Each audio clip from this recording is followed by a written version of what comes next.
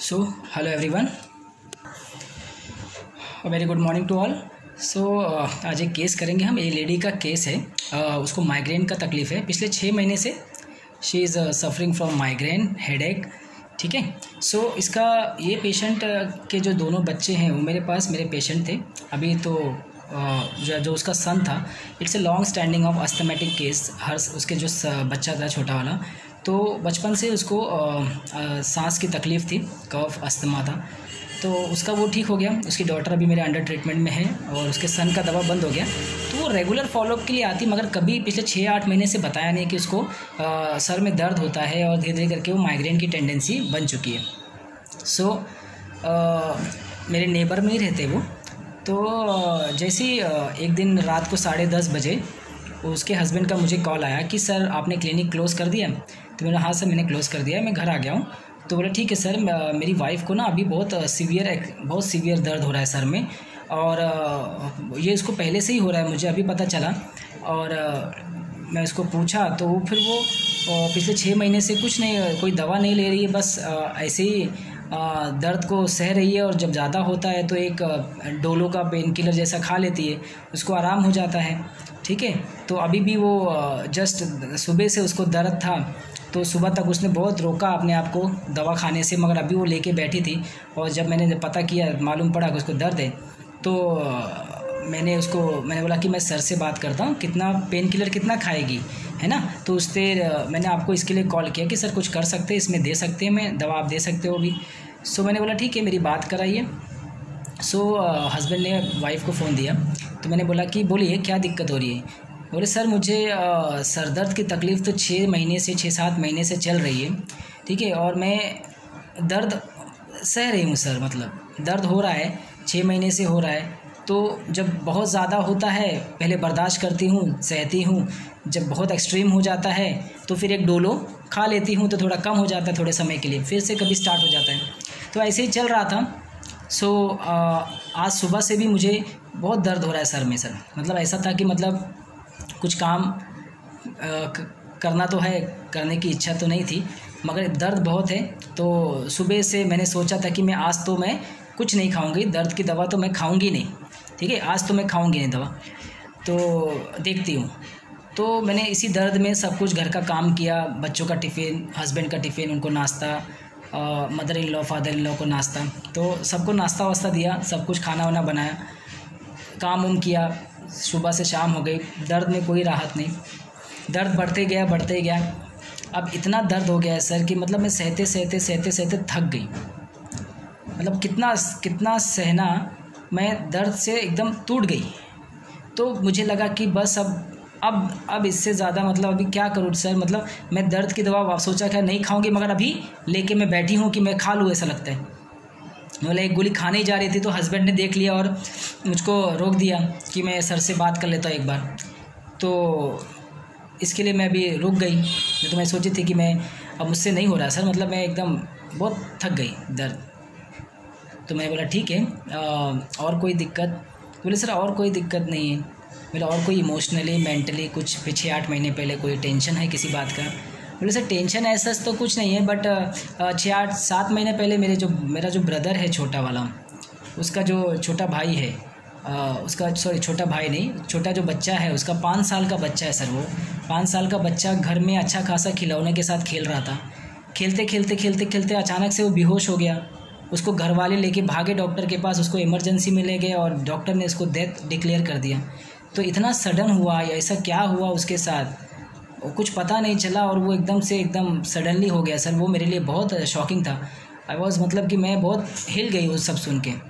तो अच्छा नहीं सर, मतलब 5 साल का बच्चा था, और मेरा भाई से मैं बहुत अटैच हूँ, और मेरा छोटा भाई है, तो वो वहाँ से लेके मेरा थोड़ा सा इमोशनली थोड़ा सा मैं वहाँ से उस साइड रहती हूँ अपसेट, तो वो दिमाग में रहता है। उसके बाद से थोड़ा दर्द और सोच के दर्द मेरा बढ़ने लगा, फ्रीक्वेंसी बढ़ने लगी।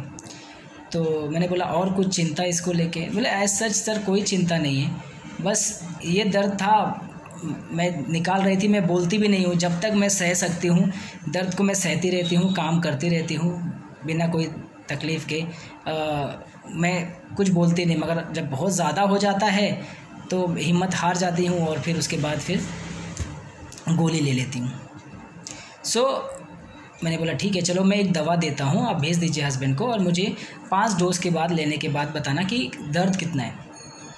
तो मैंने उसको दवा घर पे बुलाया, उसके हस्बैंड को घर पे आया, मैंने उसको 200 का 30 पोटेंसी में 100 ml वाटर में एक गोली डाल के उसको 4 स्ट्रोक दे के मैंने बोला 20-20 ml पीना है। तो 10 मिनट्स में 5 डोज, 1 घंटे बाद मुझे बताना है कि दर्द कैसा है, ठीक है। सो पेशेंट को हस्बैंड ने डोज देना चालू किया, first dose, second dose, third dose, fourth, fifth. 1 घंटे 1.5 घंटा हो गया, मुझे 1.5 घंटे बाद कॉल आया कि सर वो वाइफ अभी पहले से बेटर है और वो सो गई। दवा देने के बाद वो एकदम रिलैक्स हो गई, उसका दर्द उतर गया था और बोली मुझे नींद आ रही है, मैं सो जाती हूँ। तो वो सो गई सर एकदम उसका हल्का हो गया था, आराम हो गया 5 डोज के बाद, तीसरे डोज में ही आराम हो गया। मैंने बोला ठीक है सुबह भेज दीजिए क्लिनिक पे, मैं देख लेता हूँ। तो सुबह आई तो शी इज़ मतलब एकदम ओके, कोई टेंशन नहीं, हल्का हल्का हैवीनेस बना था। मैंने बोला वो ठीक हो जाएगा, आप मेडिसिन कंटिन्यू कीजिए। तो रुब्रम रुब्रम मेडिसिन TDS दे दिया, चालू है उसको एंड वो कंटिन्यू है। तो 1 वीक के बाद आई नो हेडेक, 15 दिन के बाद आई नो हेडेक, ठीक है। धीरे धीरे करके उसका जो पेन था, जो इंटेंसिटी थी, जो ड्यूरेशन था और जो ये था माइग्रेन की टेंडेंसी थी वो ख़त्म हो गई। सो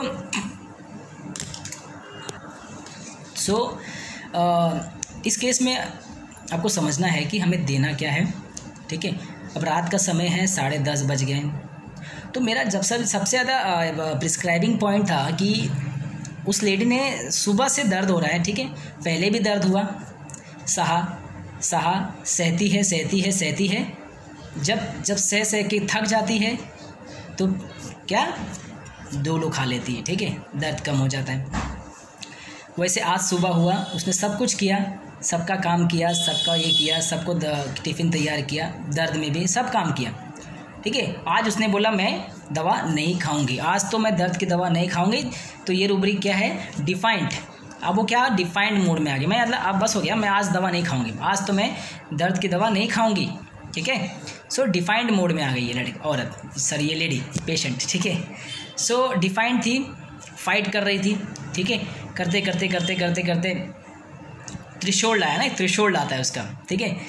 तो इतना एक्सट्रीम हो गया तो उसने क्या बोला, सर मैं थक गई, मैं टूट गई दर्द से, ठीक है, दर्द ने मुझे तोड़ दिया, मेरी हिम्मत को हरा दिया, ठीक है, आई लॉस्ट, मैं वो बैटल हार गई।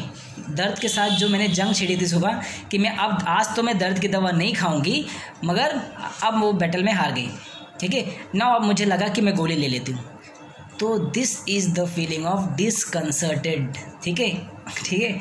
तो ये है डिसकंसर्टेड, जो उसने डिफाइंड थी, जो उसने जंग छेड़ी थी, किसके प्रति, पेन के प्रति, डिजीज़ के प्रति, लड़ते शी फील डिफीटेड, वो हार गई, उससे हिम्मत टूट गई उसकी, ठीक है, सरेंडर कर दिया कि जो डिफाइंड थी अब उसने क्या किया, सरेंडर कर दिया, घुटने टेक दिए एंड उसने बोला कि मैं गोली खा लेती हूँ। तो वो हार गई ना, हार मान लिया। डिसकंसर्टेड मतलब कंसर्ट, आप देखिए कंसर्ट को समझिए, एक कंसर्ट जो एक हारमोनी, आप किसी चीज़ में आप बैलेंस करके चलते रहते हो, सब कुछ अच्छे से चल रहा है, तो उसने पेन को भी मैनेज करके बहुत हिम्मत करके उसको ये करके रखा है कि नहीं खाऊंगी एंड शी वॉज कि उसको बैलेंस कर रही है, ठीक है।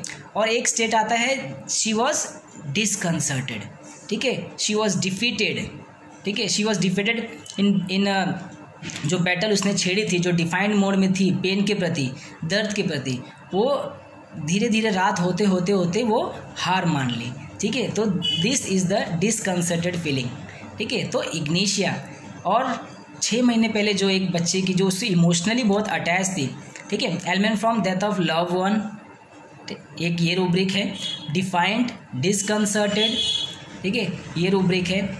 और बहुत अच्छा फील है इग्निशिया का, आप देखेंगे। और एक बहुत अच्छा जो इसने बोला कि सर मैं सब कुछ करती हूँ, सब काम करने के बाद भी आप देखिए लेडी कितना कुछ कंप्लेन नहीं करती है, she was bearing continuously, she was bearing pain, ठीक है, इवन विदाउट आउटरेज, इतना सीवियर होने तक वो वेट करती है, ठीक है। तो mindless bearing suffering even without outrage एक रूब्रिक है हमारे पास, एक इंटेंसिटी, एक थ्रेशोल्ड तक इग्निशिया बियर करती है सफरिंग को, पेन को, विदाउट कंप्लेनिंग, ठीक है, विदाउट कंप्लेनिंग वो सहती है, ठीक है। मगर जब वो थ्रेशोल्ड ब्रेक होता है ना, then she convert into the negativism, disconcerted, imbecility, negativism, ये सब बाकी फर्दर रूब्रिक्स है, ठीक है।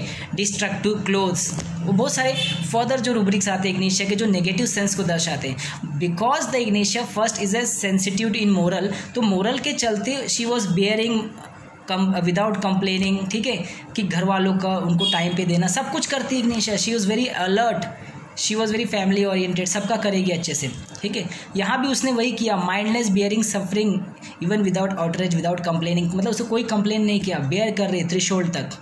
मगर जो उसने सुबह बोला ना कि मैं अब नहीं खाऊंगी, ये जो डिफाइंट है ना, वो लड़ते लड़ते लड़ते लड़ते वो रात तक वो बैटल हार गई, उसने सरेंडर कर दिया और उसने घुटने टेक दिए कि now I am not going to suffer, मैं अब वो गोली खा लेती हूँ। और उसने गोली हाथ में ही रख के लेने ही जा रहे थे एंड हस्बैंड ने मुझे कॉल कर दिया। तो इग्निशिया 30 देने के बाद, मैंने इग्निशिया 30 पोटेंसी में दिया एंड 30 देने के बाद उसका विद इन 3rd डोज में ही वो उसका हेडेक पूरा रिड्यूस हो गया और कम होकर उसको नींद आ गई और वो सो गई। So this is a beautiful picture of Ignatia, ठीक है। ऐसे केसेस, ऐसे डिस्कंसर्टेड आपको पकड़ना है क्लिनिक में भी, ठीक है। इग्निशिया बहुत हद तक आप देखोगे, बहुत सारे डिस्कंसर्टेड आप देखोगे कि नई नवेली बहू आती है, देखिए बहू आती है या बहुत अच्छे से सब कुछ चलता रहता है, बहुत अच्छे से सबका केयर करती है, सबका ख्याल रखती है। तो कभी कभी बच्चों में भी ऐसा रहता है, पहले ये बहुत अच्छा था सर डॉक्टर साहब, बहुत अच्छा रहता, पता नहीं अब क्या हो गया, अचानक से इसका बिहेवियर ही चेंज हो गया है। तो ये जो बिहेवियर चेंज हो गया है ना, और ये बिहेवियर जो बहू का बिहेवियर चेंज हो गया, वो क्यों हुआ है आप उसको समझिए, ठीक है। अच्छा था, कॉन्ट्राडिक्शन आ जाता है बीच में ना, तो अच्छा था अचानक से चेंज हो गया, मतलब कुछ ना कुछ कॉजेशन फैक्टर आप उसको ढूंढिए कि आखिर इसको क्या हुआ, ठीक है। तो ऐसे केसेस आते हैं आपके पास, ठीक है। तो कहीं ना कहीं वो जो एक पॉजिटिव फैक्टर रहता है पीछे, बैक ऑफ द माइंड या बैक ऑफ द केस, आपको वो पकड़ना है। ईच एंड एवरी केसेस में आपको समझेंगे कि आखिर ऐसा हुआ क्यों, आखिर कॉज क्या है कि जो इसको इस तरीके से इसके अंदर अचानक से बदलाव आ गए, ठीक है। तो ये केस इग्निशिया 30 से ठीक हो गई। हम बहुत जल्द ही भी नए केस, नए रूब्रिक, नए एंगल के साथ फिर से मिलेंगे, ठीक है। Thank you so much.